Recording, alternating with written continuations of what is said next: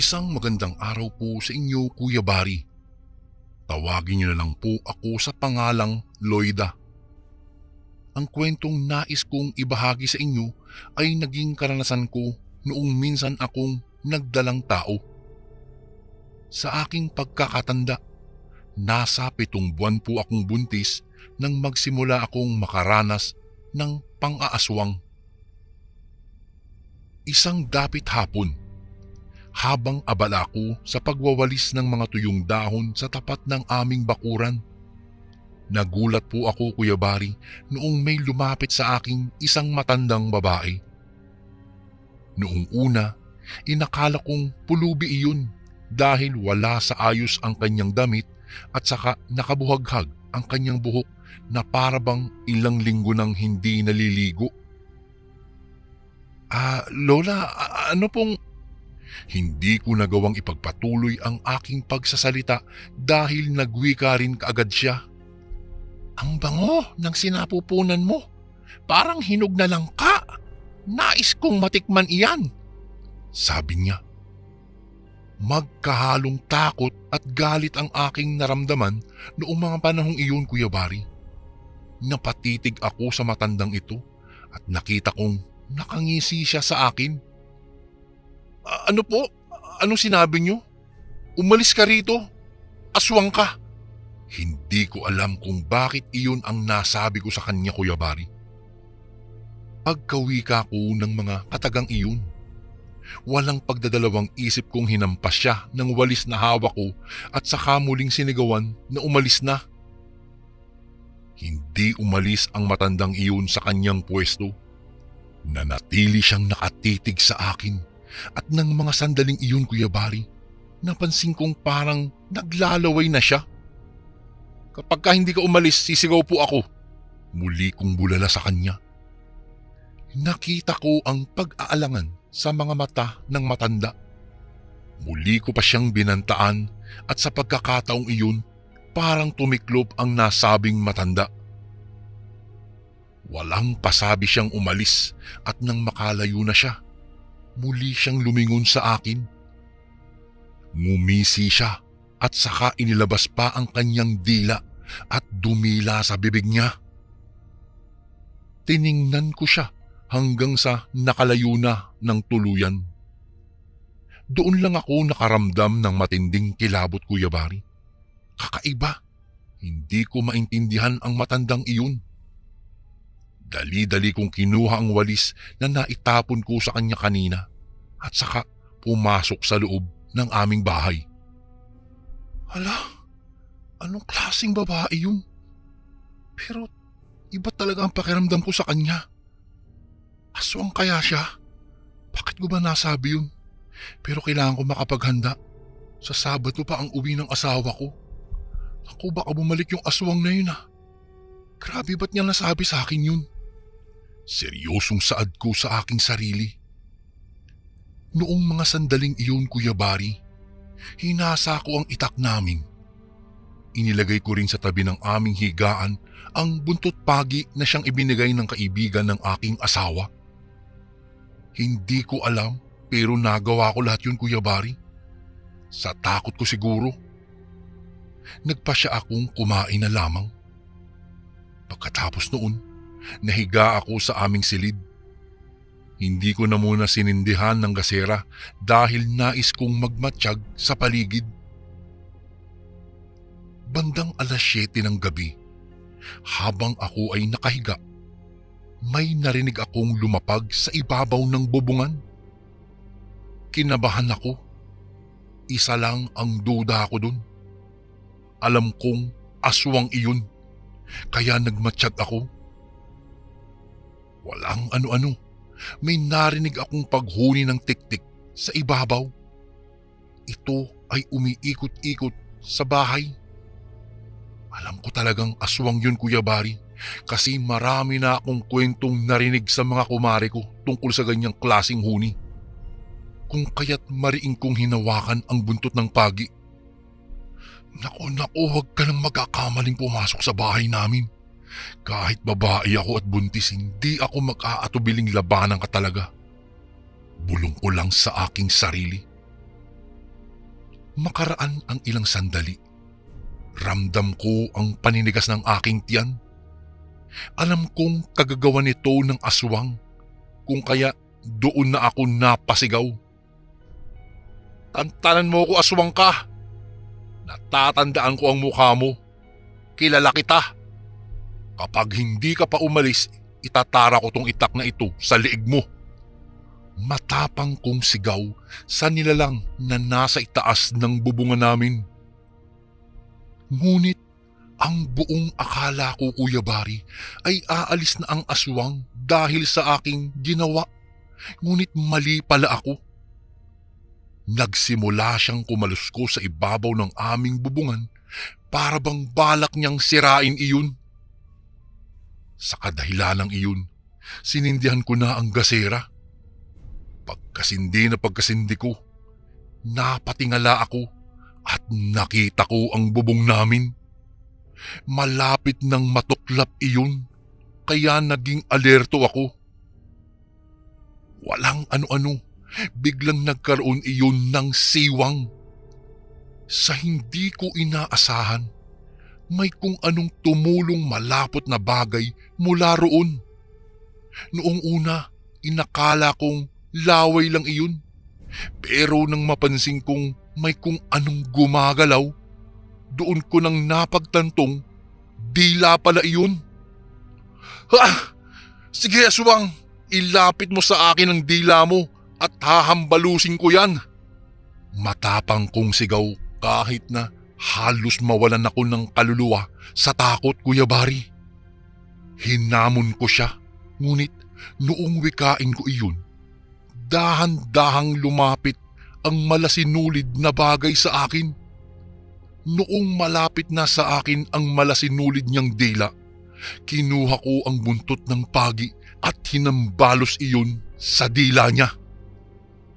Agad akong nakarinig ng pag-ungol ng nilalang na nasa ibabaw ng aming bubungan. Nakita ko ring mabilis na umurong ang nasabing malasinulid na bagay na siyang dila ng aswang. Pagkatapos noon, naging tahimik ang buong paligid.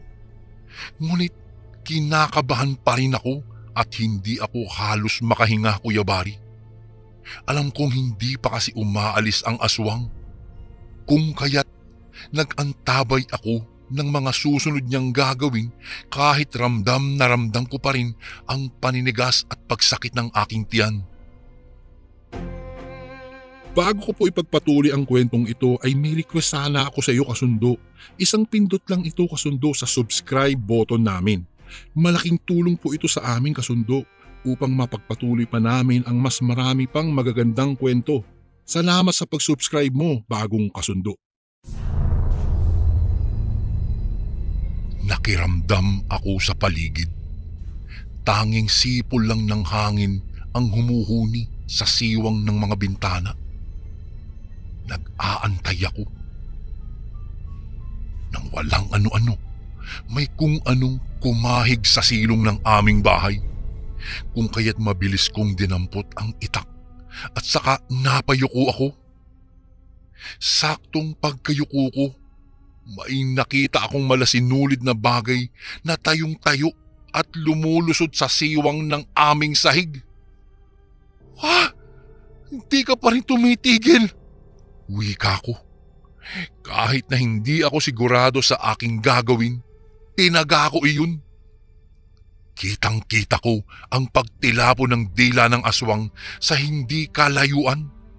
Pero lumusot iyon sa siwang. Yan ang nararapat sa agaya mong aswang. Wala ka ng dila! Sigaw ko. Narinig ko pa ang muling pag-ungol ng aswang sa ilalim ng aming bahay at saka ang kanyang pagkahig. Batid kong hinahanap niya ang naputol niyang dila.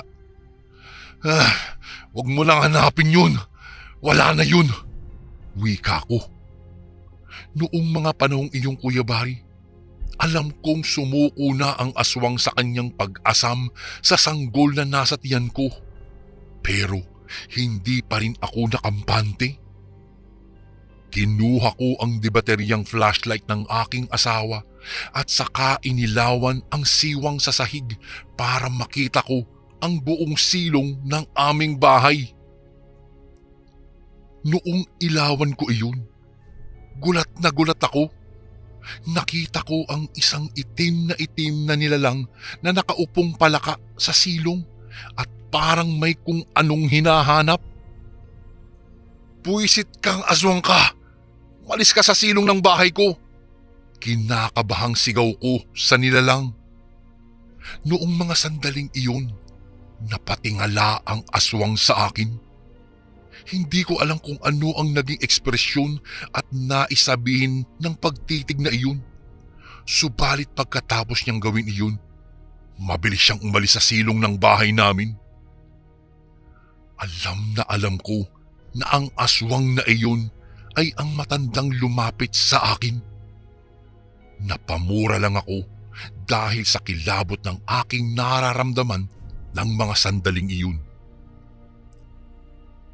Kinabukasan, ikinuwento ko sa aking mga kapitbahay ang kakilakilabot na nangyari sa akin noong nakaraang gabi. Maging sila ay natakot para sa akin at para din sa kanilang buhay at pamilya.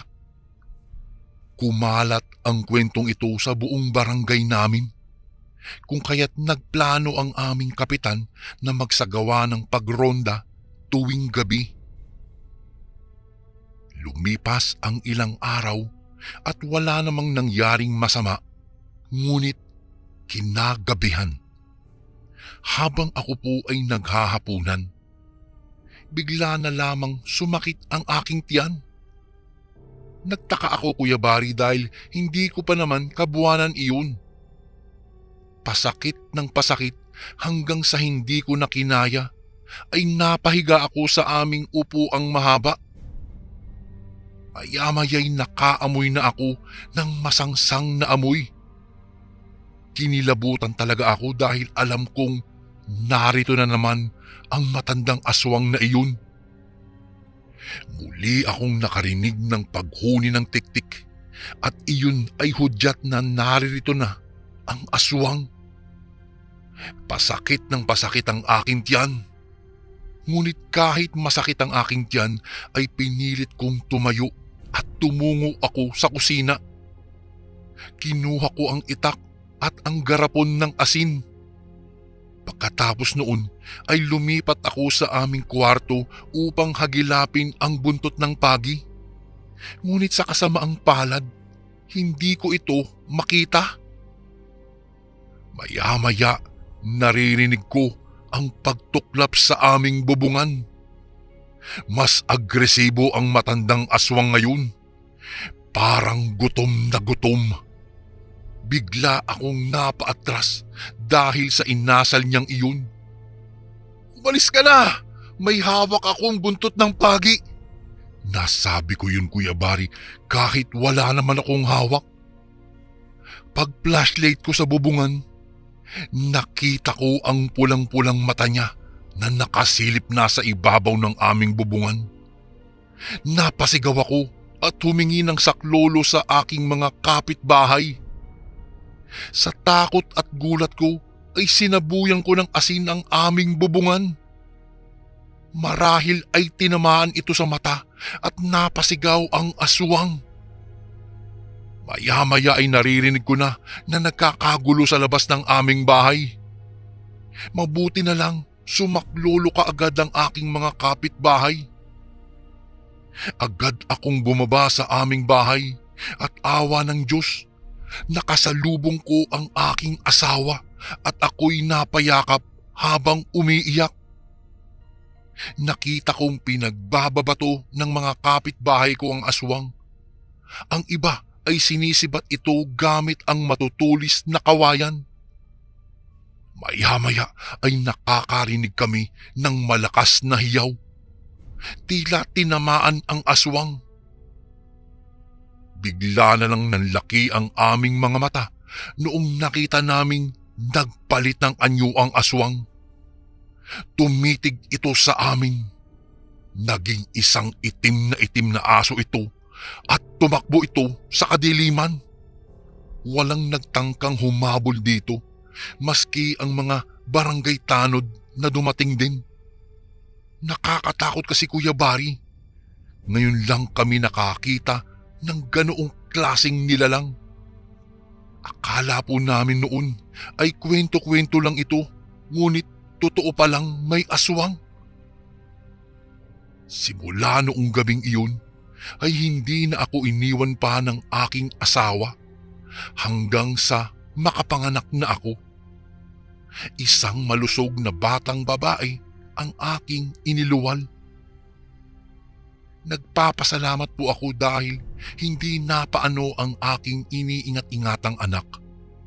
At ngayon po ay namumuhay na kami dito sa bayan ng Cavite. Kuya Bari, iyan lang po ang kwentong hindi ko malilimutan.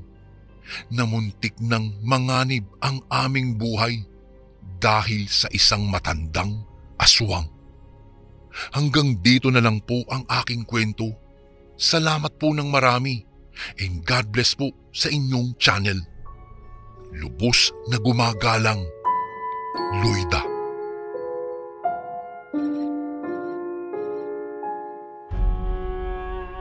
Isang magandang araw po sa inyo, Kuya Bari. Itago mo na lang po ako sa pangalang Rima. Mahilig kami ng aking mga kaibigan sa adventure. Sa totoo lang po, simula nang magkakilala na kami ay palagi lang kaming magkakasama.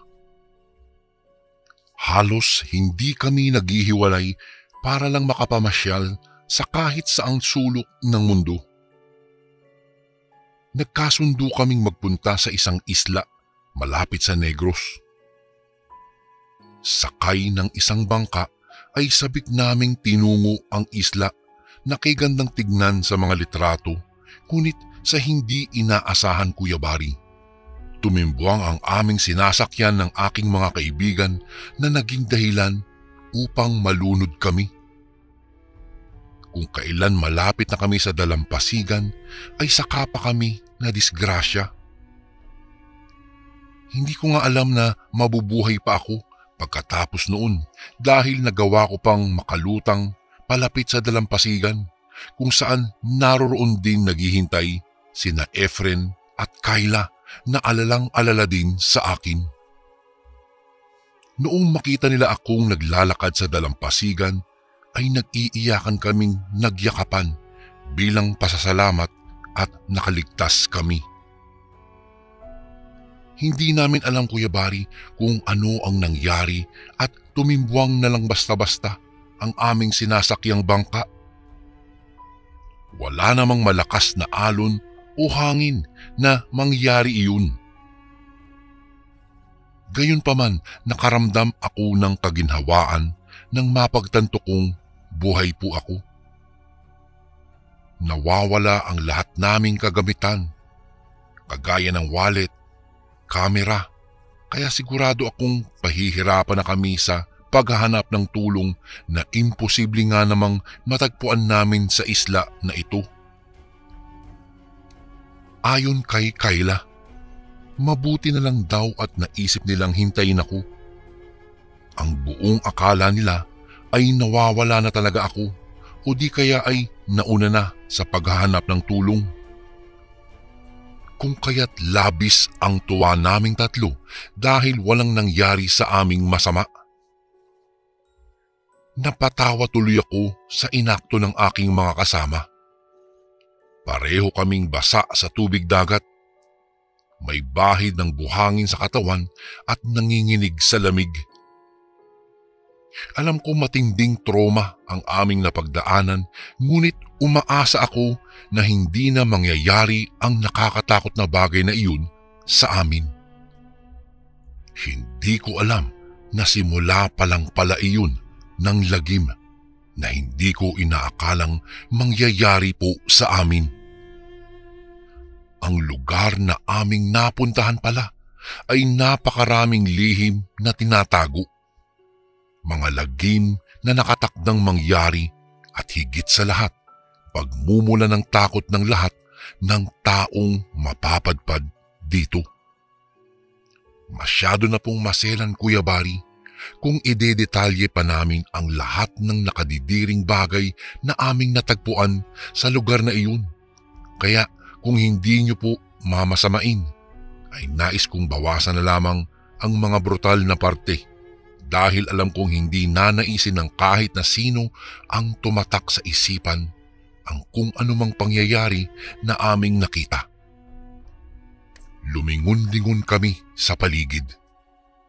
Pareho naming hindi alam kung papaano nga ba kami makakaalis sa lugar na ito.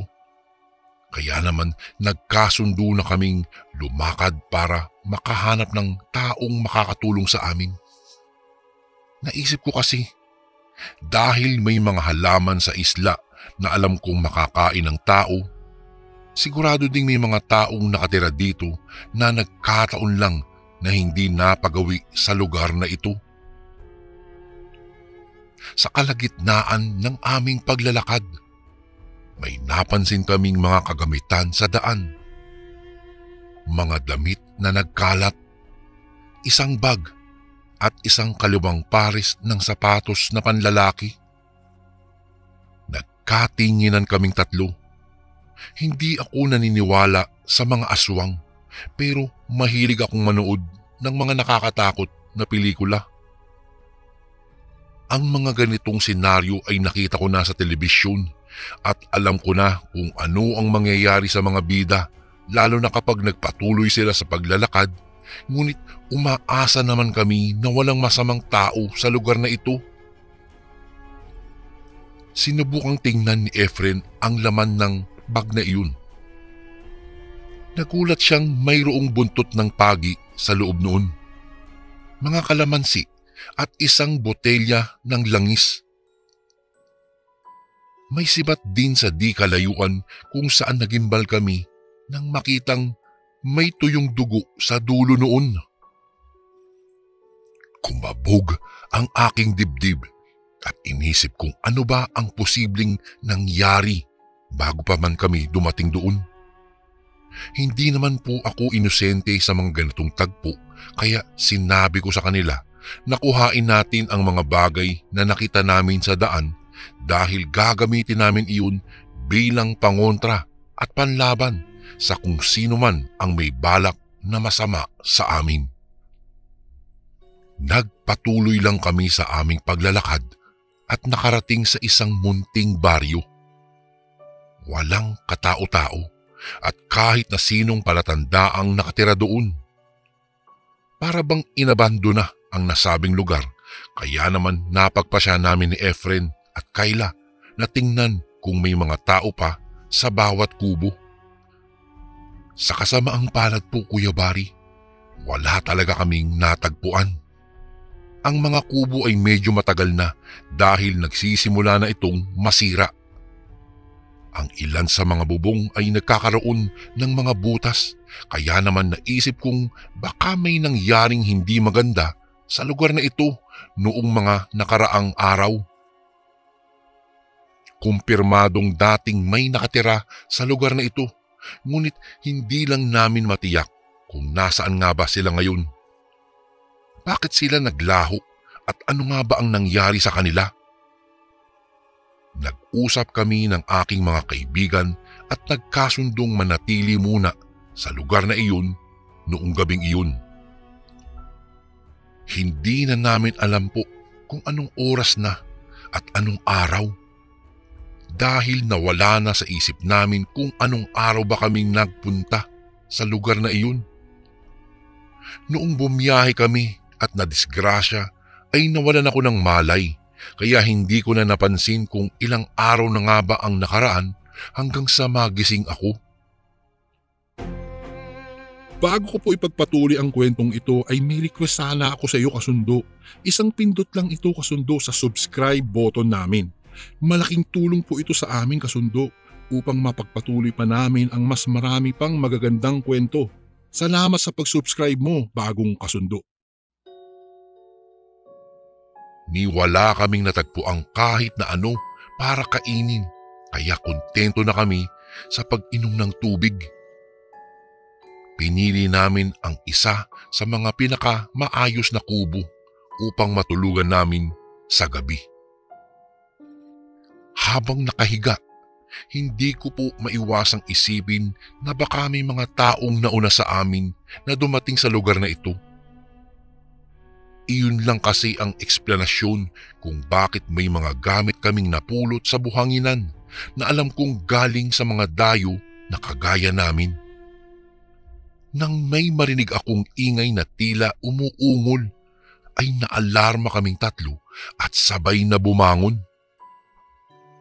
Nagkatinginan kami ni na Efren at Kayla, saka nagpasyang bumangon.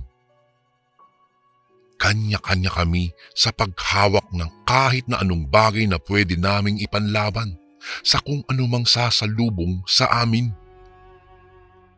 Sigurado po kasi ako, Kuya Bari, na may humihingi ng tulong sa amin. Hindi ko lang masiguro kung saan banda, basta ang alam ko, takot na takot ang kung sino mang sumisigaw na iyon. Lumabas kami ng aking mga kaibigan sa kubo na hindi namin alam kung malapit na bang mag-umaga o hindi pa.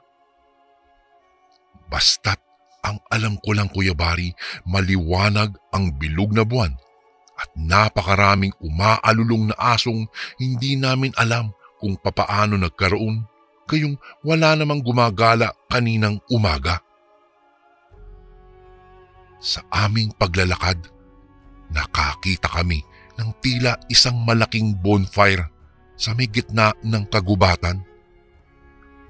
Walang ingay kaming lumapit at nabigla nang makita ang iilang mga tao na nagtatawanan habang dalawa naman sa mga ito ay nakagapos at humahagulgol. Isa sa mga lalaking nakagapos ay walang suot na sapatos, ang kaliwang paa niya, at duda ko, siya ang may-ari ng sapatos na natagpuan namin sa dalampasigan. Sugatan ito at may dugong umaagos sa tagiliran. Ang kasama naman niyang babae ay mas masahol pa, Kuya Bari, dahil may malaking hiwa sa dibdib pababa ng tiyan at nakalitaw na ang mga lamang loob. Hindi kami makapagsalita nang makita namin kung papaano nagbago ng anyo ang mga nakapalibot na tao sa kanila, saka naging isang nakahihindik na mga halimaw. Walang babalang sinugod nila ang mga ito na labis naming ikinasindak. Sa aking pagkataranta, nagtatakbo kami palayo sa lugar na iyon at walang pakialam kung marinig man nila kami. Tila may sariling isip ang aking mga paa na tinalunton ang tabing dagat. Hindi ko alam kung ano nga ba ang dapat kong maramdaman nang mapagtantong mga rescue teams pala ang naroroon at hinahanap kami. Umiiyak na sumisigaw ako at sinabi sa kanila na nandito lang kami. Kaagad nila kaming inalalayan at pinatungan kaagad ng tuwalya. May kasamang lalaking hindi rescuer na nakaupo sa harapang bahagi ng speedboat. Siya pala ang nagturo sa mga rescuers sa lugar na ito. Hindi na kami nagtagal kahit sinabi ko sa kanila na may mga tao pa sa agubatan. Umaasa daw silang matatagpuan kami dito, lalo na at 1 linggo na pala kaming nawawala. Nag-aalala na raw ng husto ang aming mga pamilya, lalo na't 2 araw lang daw ang paalam namin upang magbakasyon sa isla na iyon. Sabi ng lalaki, hindi kami dapat nagpunta sa islang iyon. Bakas ang takot sa kanyang muka habang sinasabi niya iyon. Masyadong delikado, lalo na't hindi raw namin alam kung ano ang nakatira doon.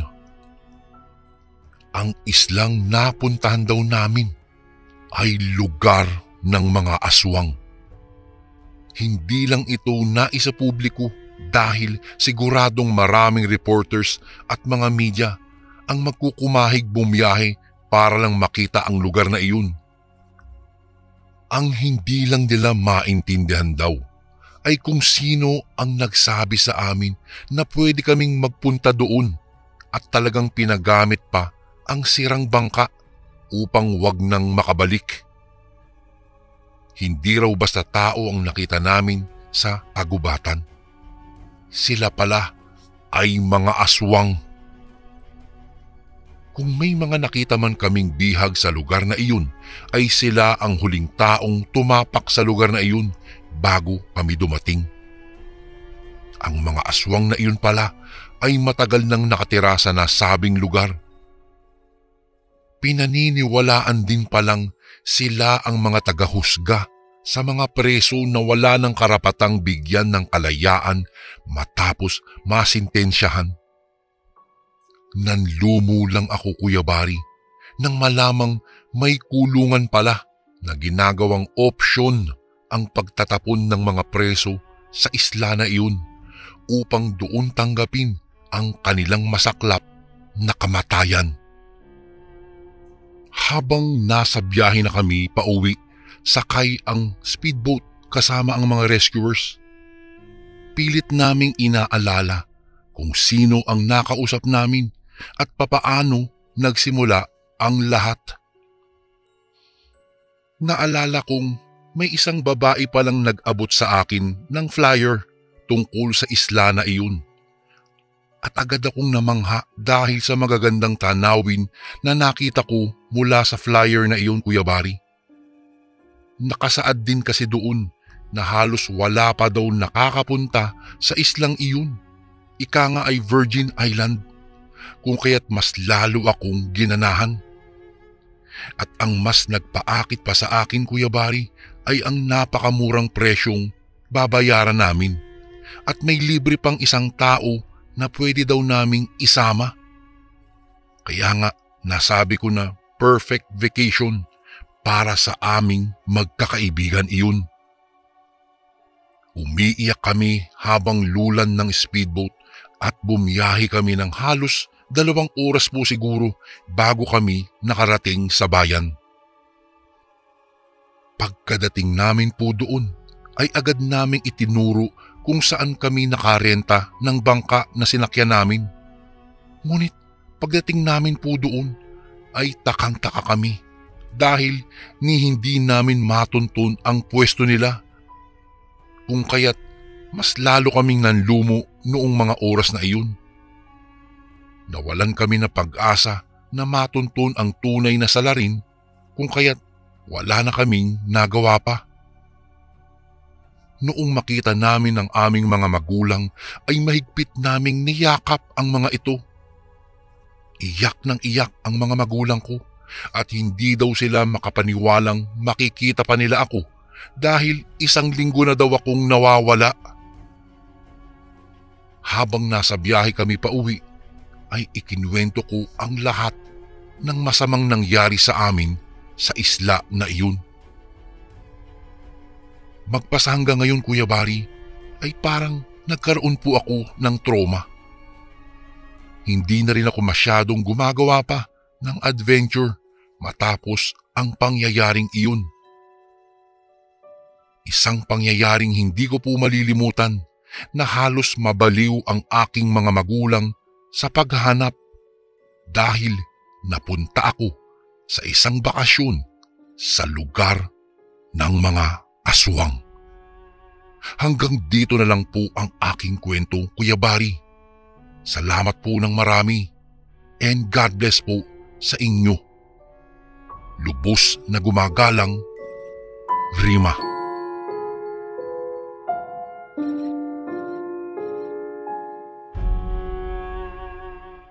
Isang magandang araw po sa inyo, Kuya Bari. Itago niyo na lang po ako sa pangalang Ines. Ang kwentong aking ibabahagi po sa inyo ngayon ay nangyari noong dalaga pa lamang po ako. Sa akin pong pagkakatanda, nasa 2001 ang taon ng kaganapan nitong aking ibabahagi. Noong mga panahong iyon Nakatira po kami sa isang squatter area. Dikit-dikit ang mga bahay at halos lahat ng mga tao ay puro tsismis ang pinagkakaabalahan.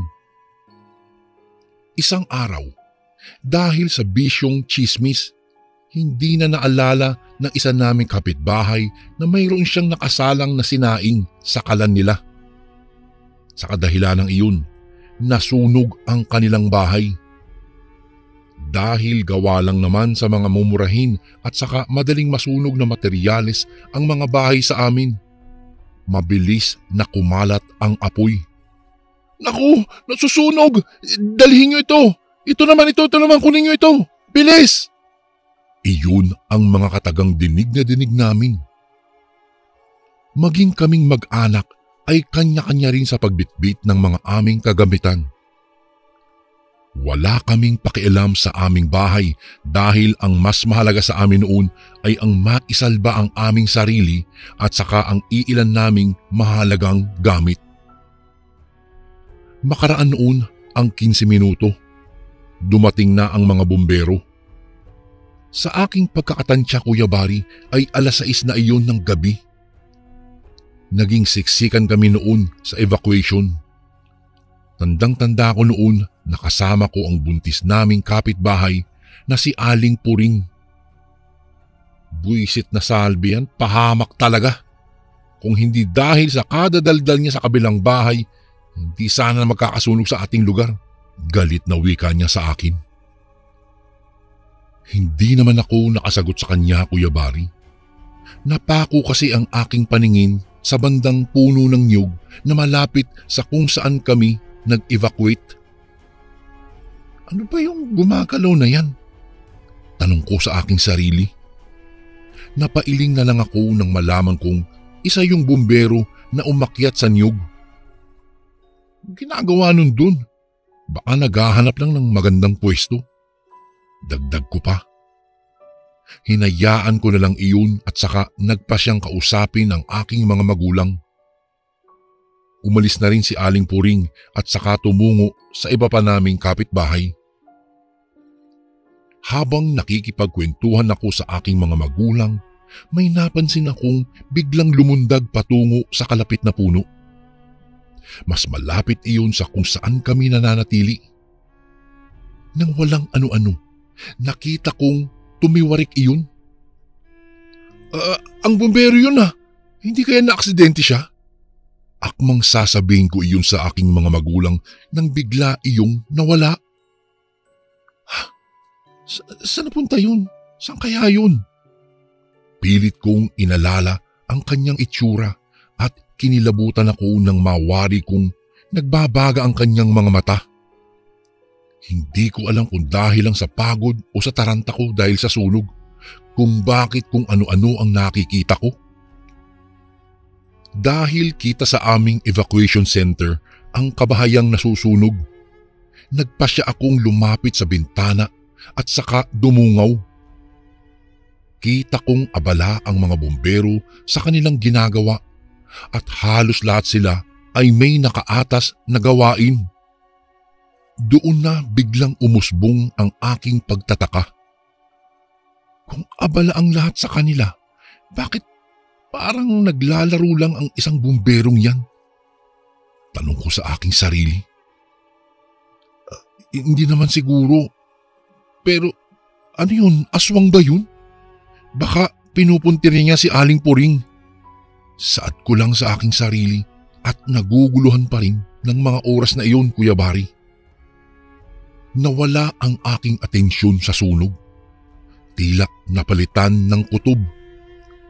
Noong mga sandaling iyon, nagmatsyag ako sa paligid. Hindi ko na rin iwinaglit sa aking paningin ang buntis naming kapitbahay. Makaraan lang ang ilang sandali noon. Nakita kong lumabas siya. Nakita kong palinga-linga ito sa paligid. Tila parang hindi iniintindi ang sunog. Kung kaya't naisip kong sundan siya. Pagkalabas ni Aling Puring sa silid kung saan kami nananatili, sumunod na ako sa kanya. Sa hindi ko malamang dahilan, Kuya Bari, nakaramdam po ako ng pangingilabot. Parang may mga matang nakatitig sa akin. Kaya iginala ko na rin ang aking paningin habang naglalakad patungo sa banyo. Walang ano-ano. Natigilan ako nang mapatingala ako sa bubong ng isang silid. Nakita kong may nakasampa roon, kung kaya't sinipat kong mabuti iyon. Oh, iyan ang bumbero ah. Mukhang tama ang aking kutob. Ano ba yan? Hindi ko maintindihan talaga. Noong mga panahong iyon, Kuya Bari, parang nais kong bumalik sa silid kung saan kami nananatili. Subalit naalala ko si Aling Puring. Maya-maya'y lumapit na ako sa CR at saka hinihintay na makalabas si Aling Puring. Ang tagal naman ni Aling Puring. Ang tagal niya lumabas. Dumaan pa ang ilang minuto ay nagulat ako nang makarinig ako ng ungol na parang nasasaktan. Dahil doon, tinawag ko na ang Aling Buntis sa loob ng banyo. Aling Puring! Aling Puring! Ayos lang po ba kayo dyan? Oo, masakit lang ang aking tiyan. Parang hinihiwa. Pagkatapos magwika ng Ali ng mga katagang iyon, binuksan niya ang pintuan ng banyo at kitang-kita kong namumutla siya, kaya nagwika na rin ako. Intayin mo lang ako rito ha, mabilis lang ako. Huwag kang maglalakad pabalik sa ating silid na nang mag-isa. Seryosong sabi ko sa kanya. Ha? Bakit naman? Tanong niya sa akin. Sa halip na sagutin siya, sumenyas akong sandali lang. Nang mga panahong iyon, dali-dali akong pumasok sa loob ng banyo at saka umihi. Bago ko po ipagpatuloy ang kwentong ito ay may request sana ako sa iyo kasundo. Isang pindot lang ito kasundo sa subscribe button namin. Malaking tulong po ito sa amin kasundo upang mapagpatuloy pa namin ang mas marami pang magagandang kwento. Salamat sa pag-subscribe mo, bagong kasundo. Habang nasa loob ako ng banyo, may naulinigan akong mahinang paghuni ng tiktik. Dinig ko ring umuungol dahil sa sakit ang Aling Buntis na nasa labas ng banyo, kung kaya lumabas na ako. Tayo na, Aling Puring, tarantang sabi ko. Inalalayan ko pa siya pabalik sa silid kung saan kami nananatili.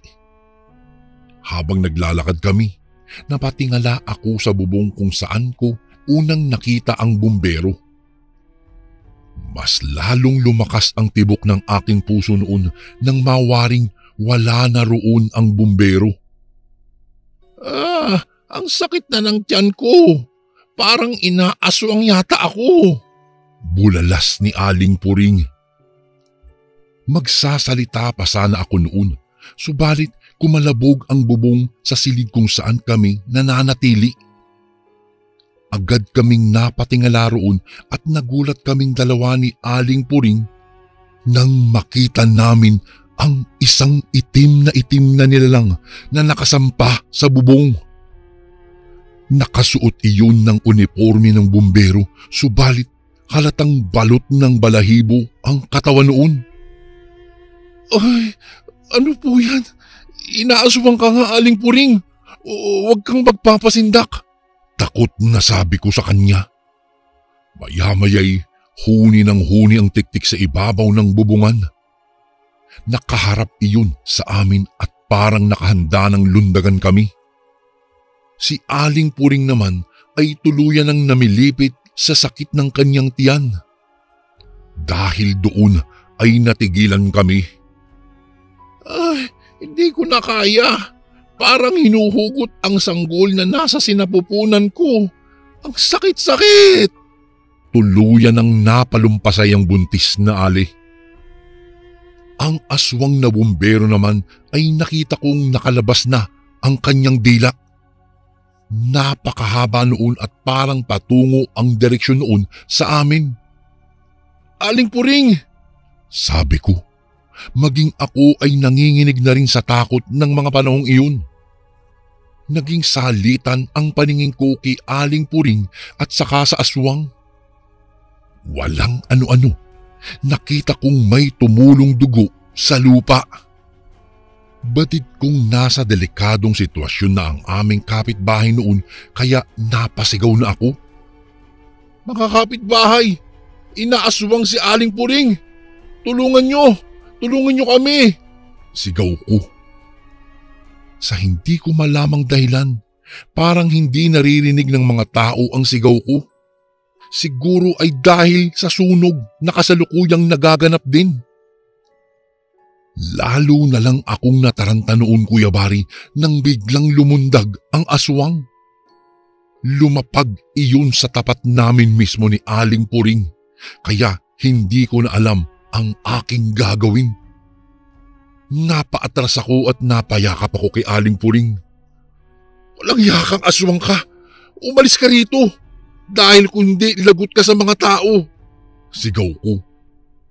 Napailing ako noon nang makitang kagaya nga ng mga bomberong umaapula ng apoy ang suot ng nasabing aswang. Bumbero ka ba talaga? Pilit kong tinatapangan ang aking loob, Kuya Bari. Ngunit ngumisi lang sa akin ang aswang. Muli niyang nilabas ang kanyang dila. Walang tigil na rin ang kanyang paglalaway. Noong mga panahong iyon, muli akong sumigaw. Itinodo ko na ang aking boses at wala akong pakialam kung mapaos ako. Aswang! Aswang! May aswang! Tulungan niyo po kami! Si Aling Puring inaaswang! Makalipas lang ang ilang sandali, lumabas ang mga kalalakihang may dalang itak. Ang iba naman ay may hawak ng 2x2 na kahoy. Humahango sila patungo sa aming direksyon. Noong mga panahong iyon, nataranta ang aswang, Kuya Bari. Nagpalinga-linga siya at tila naghahanap ng madadaanan. Noong mga sandaling iyon ay sumasakit pa rin ang tiyan ni Aling Puring at saka dinudugo na siya. Pagkalapit ng mga kalalakihang iyon, pinaligiran nila ang aswang. Papalapit sila ng papalapit sa nasabing nilalang hanggang sa hindi na noon nagawa pa ang tumakas. Punyeta, bugbugin nyo yan! Huwag niyong hayaang mabuhay ang demonyong yan! Sigaw ng isang lalaki. Noong mga oras na iyon, pinagpapapalo nila ng 2x2 ang aswang. Ang mga kalalakihang may dalang itak naman ay tinaga ang aswang. Hindi sila tumigil sa kanilang ginagawa hanggang sa makita nilang punong-puno na ng sugat at duguan na ang buong katawan ng aswang. Si Aling Puring, tulungan nyo at nang madala sa ospital. Baka delikado ang kalagayan niya dahil buntis siya. Wika ng isang lalaki. Pinagtulungan naman nilang buhatin si Aling Puring at saka dinala sa malapit na ospital upang makasiguro. Isa sa mga kalalakihan ang tumungo sa mga bumbero. Isinalaysay niya ang nangyari kung kaya't tumungo ang 2 bumbero kung saan matatagpuan ang aswang. Tinanong nila kung kakilala ba nila ang nasabing bumberong ito. Pagkakita ng 2 bumbero ay nagulat ang mga ito. Hindi nila inaasahan ang kanilang nakita. Ano po yan? Hindi po namin yan kasama. Anong klaseng nilalang yan? Isa po siyang aswang. Marahil ay nagpanggap lang itong bilang isang bumbero. Wika ng isang lalaki. Maya-maya ay nagulat ang isang bumbero dahil nakita niya ang pangalan sa uniforme na suot-suot ng aswang. Teka, uniforme ni Ramos yan ah. Bakit suot-suot niya yan? Pagtataka ng isang bumbero. Maya-maya ay nagbago ang anyo ng aswang na bumbero. Nawala na ang mga balahibo nito sa katawan kung kaya't nagimbal ang 2 bumberong nakasaksi. Anak ng si Ramos nga! Bulalas ng isang bumbero na halatang takot na takot din Kuya Bari sa kanyang nakita. Walang ya, aswang pala itong taong ito. Marahil matagal na niyang ginagawa yan sa tuwing nagkakaroon ng sunog. Maski ang mga tao na nasa paligid Kuya Bari ay nagulat din sa kanilang nasaksihan. Matapos ang pangyayaring iyon ay nanatili pa rin kami dito sa evacuation center Kuya Bari. Wala kasi kaming matitirhan at malilipatan. Naging usap-usapan ang aswang na bumberong iyon sa buong evacuation center. Marami ang natakot dahil sa pangyayaring iyon. Magpasanggang ngayon po Kuya Bari ay hindi ko pa rin lubos na maisip na nakaharap ako sa isang tunay na aswang. Mayroon pala talagang ganun Kuya Bari. Akala ko kwento lang yun. Gagawin ang lahat ng pagpapanggap para lang makapangbiktima. Isang kasaysayan sa aking buhay ang hindi ko po malimut-limutan na minsang tumambad sa aking harapan ang isang aswang na bumbero. Hanggang dito na lang po ang aking kwento Kuya Bari. Salamat po ng marami at sana po'y mapili niyo pong basahin ito sa inyong channel. More power po sa inyo at God bless. Lubos na gumagalang, Ines.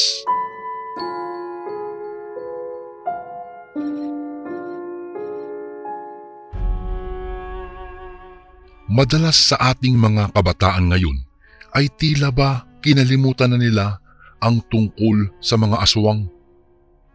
Magmula nang umunlad ang ating sibilisasyon at dikit-dikit na ang mga bahay, ay naging katang-isip na lamang ito ng ilang mga kabataan. Ayon sa iba, pananakot lang daw ito para hindi sila makalabas at makagala tuwing gabi.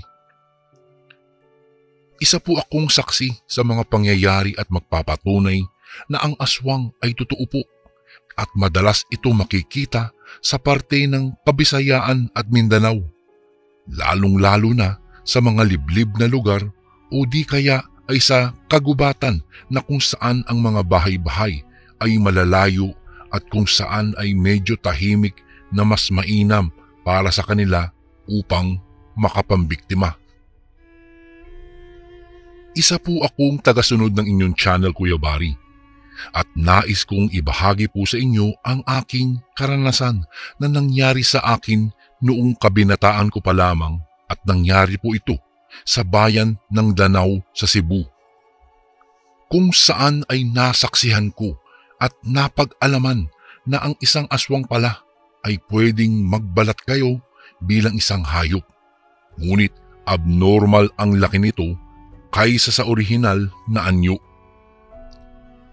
Ayon sa mga nakatatanda, ang ganitong uri po ng aswang ay tinatawag na isang gabunan.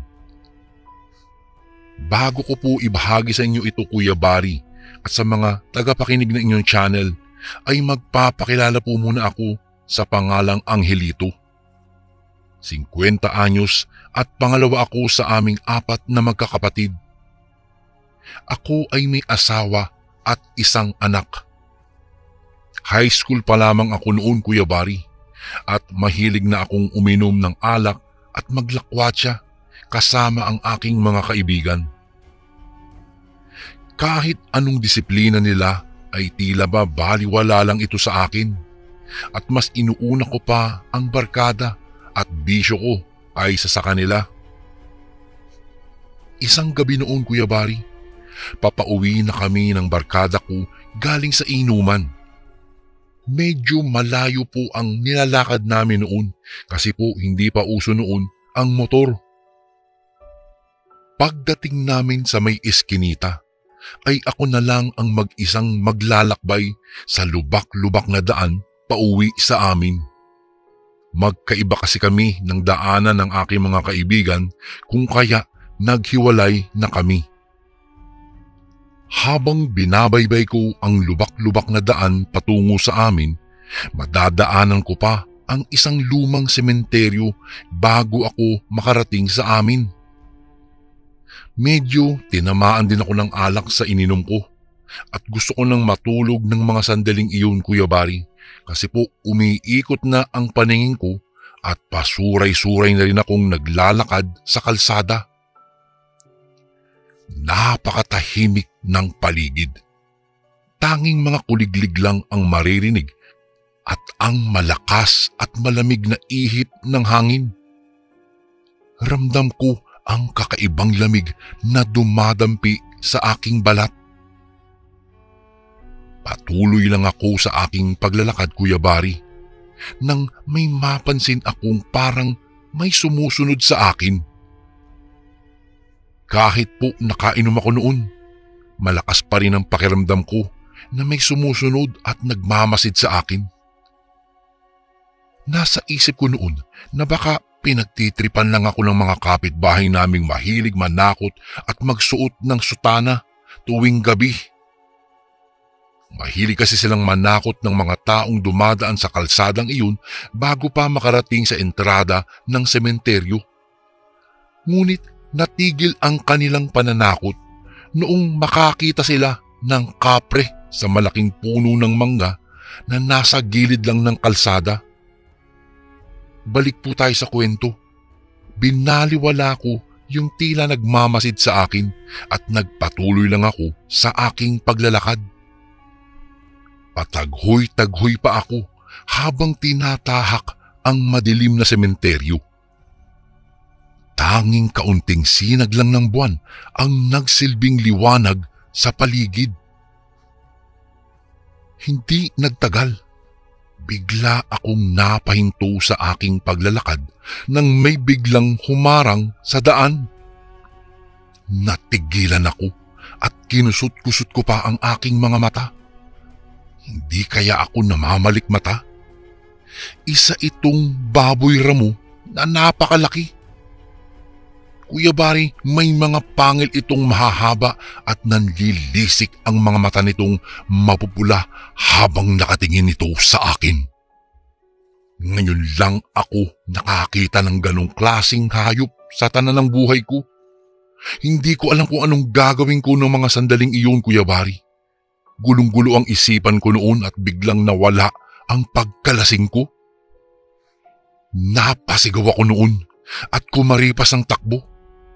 Sobrang lakas talaga ng kabog ng dibdib ko at naririnig ko iyon. Pakiramdam ko ng mga oras na iyon ay katapusan ko na ata. Takbo lang ako ng takbo.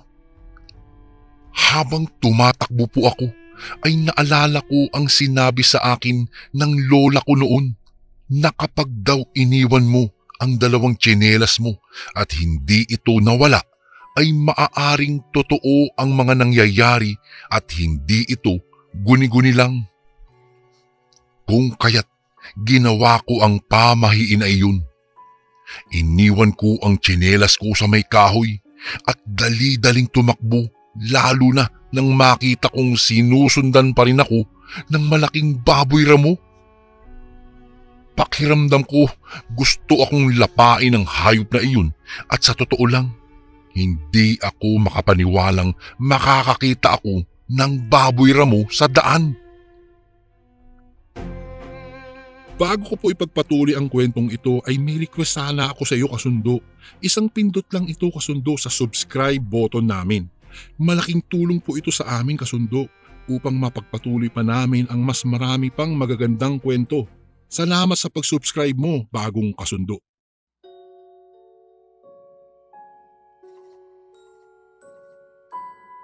Tumatangis pa ito kagaya talaga ng biik na kinakatay. Kahit anong bilis ng takbo ko ay nasusundan pa rin ako ng baboy ramo ng gabing iyon. Kung hindi pa talaga sa liwanag ng buwan, paniguradong mahihirapan ako sa aking pagtakbo. Nang muli kong lingunin ang baboy ramong sumusunod sa akin ay mas lalo akong nasindak at nagulat. Nalaki ang aking mga mata. Kitang-kita ng 2 mata ko kung papaano ito nagpalit ng anyo. Naging isang uri ito ng hayop na lumilipad. Hindi ko lang gaano maipaliwanag ang forma at itsura nito, Kuya Bari, dahil medyo madilim at siguro po'y lasing ako at pagod na rin ako sa mga oras na iyon. Litong-lito ako at hindi ko talaga alam ang mga nangyayari. Di nagtagal, doon palang sumagi sa isipan ko noon na baka isang aswang ang nakaharap ko. Labis akong nagtaka noon kasi wala namang napapabalitang may aswang sa baryo namin. Pero naisip ko rin na baka may buntis o di man kaya ay may bagong inilibing sa sementeryo at naghihintay lang ito ng tamang pagkakataon.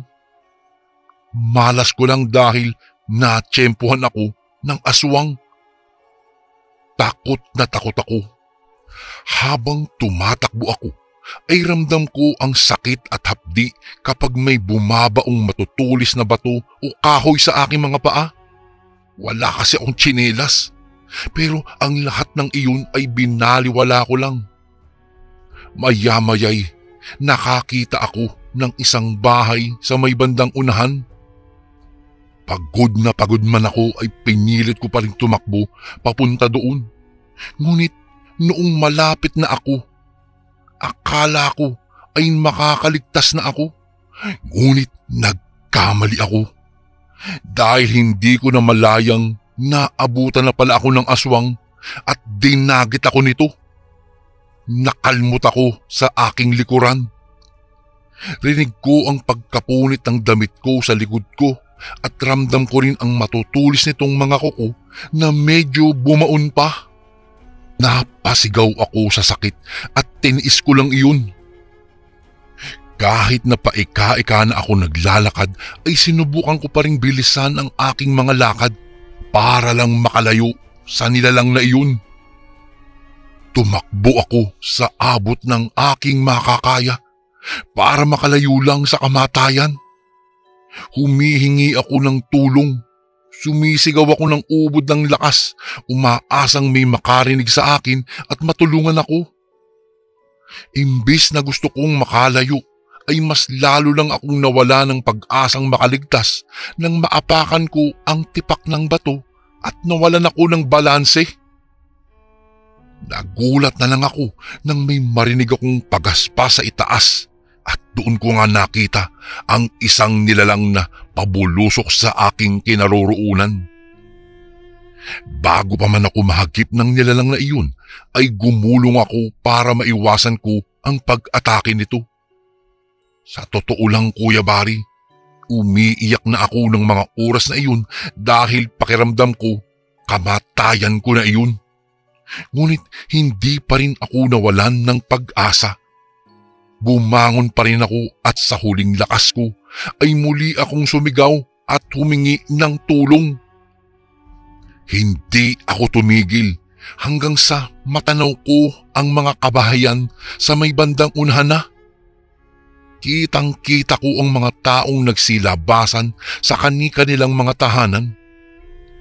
Nabuhayan ako ng kaunti at ipinagpatuloy ko lang ang aking pagtakbo kahit na hinang-hina ang aking mga tuhod dahil sa pagod. Ramdam ko ang panginginig ng aking buong katawan at ang halo-halong emosyon na aking nararamdaman. Maya-maya'y lumingon ako.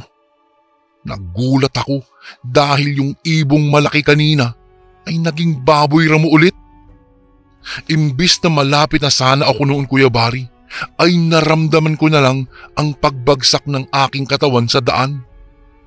Bigla na lang akong sinunggaban ng malaking baboy at akma na sana nitong aatakihin ako nang makarinig ako ng isang putok ng baril. Narinig kong parang napasigaw ang nilalang. Hindi ko sigurado kung tinamaan o hindi. Ngunit ang nag-anyong baboy ramo ay bigla na lang tumakas at pumunta sa kakahuyan. Hinabol naman ito ng mga nagkukumpulang tao at hinalughog ang kakahuyan. Ako naman ay habang nakahando sa isalupa ay napahagulgol ako habang nakapikit ang aking mga mata. Hindi ko kasi inaakala na mararanasan ko ang mga tagpong iyon kung saan nasa bingit ako ng kamatayan. Maya-maya'y may lumapit sa aking isang lalaki.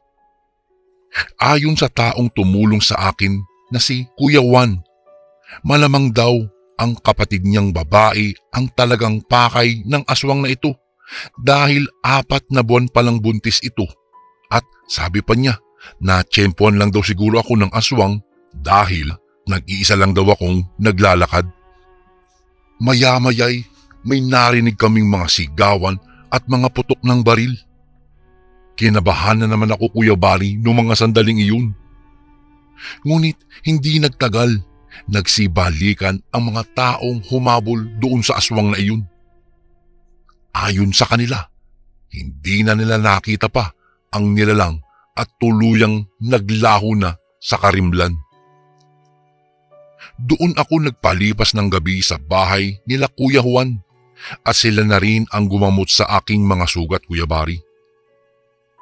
Kahit alam kong ligtas na ako ng mga sandaling iyon, ay hindi pa rin mawala ang kaba sa aking dibdib. Hanggang sa nakatulog na ako. Kinabukasan, nagpaalam na ako kina Kuya Juan at nagpasalamat. Nagmamadali na akong umuwi dahil siguradong mapapagalitan ako ng aking mga magulang. Pagkarating sa bahay, nadatnan ko ang aking ama at ina sa labas na parang alalang-alalang naghihintay sa akin. Nang makita nila ako, ay dali-dali silang lumapit sa akin at nag-alala kung bakit ang dami ko raw sugat. Sunod-sunod nila akong tinanong kung kaya't ikinuwento ko sa kanila ang nangyari sa akin ng gabing iyon. Matapos nilang marinig ang aking mahabang salay-sayin, pinagalitan pa rin ako ng aking mga magulang dahil daw sa kakabisyo ko ay muntik na daw akong mamatay.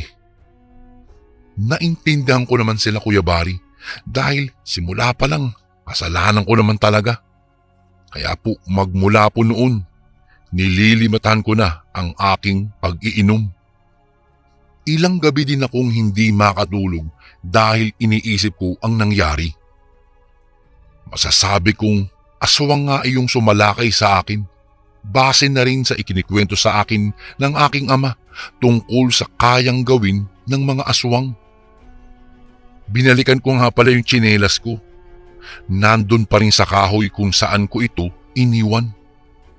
At tungkol naman doon sa aswang, wala na po akong naging balita kung saan ito nagpunta. Sana hindi na bumalik yun. Hindi na rin po ako nagpapagabi sa daan at minsan-minsan na lang ako sumasama sa mga kaibigan ko.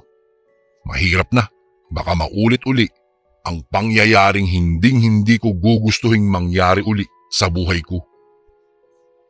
Magpasa hanggang ngayon, hinding-hindi ko po talaga malilimutan ang pangyayaring iyon, Kuya Bari, na minsang nakatagpo na ako at nakaharap ng isang aswang na baboy ramo. Hanggang dito na lang po ang aking kwento at sana po'y nagustuhan nyo. Salamat po ng marami. Lubos na gumagalang, Angelito.